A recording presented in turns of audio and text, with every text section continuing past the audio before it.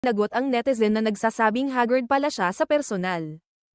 Muling pinatunayan ng aktres at recording artist na si Maris Racal ang kanyang taglay na katalinuhan at kakayahang harapin ang anumang puna sa paraang may halong katatawanan at kababang loob. Sa halip na magpaapekto sa isang komento ng netizen tungkol sa kanyang itsura, ginawa pa niya itong nakakaaliw na sandali na nakarelate ang marami niyang tagasunod. Kamakailan lamang ay naging usap-usapan sa social media ang isang maikling video ni Maris na kuha mula sa kanyang bagong proyekto na pinamagatang Sunshine.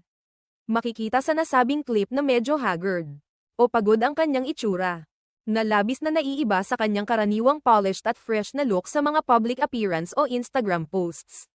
Isang netizen ang nagkomento ng haggard pala si Maris sa personal, na mabilis na nakatawag pansin sa online community. Sa halip na magalit o ipagtanggol ang sarili sa seryosong tono, ibinahagi ni Maris ang nasabing komento sa kanyang Instagram story.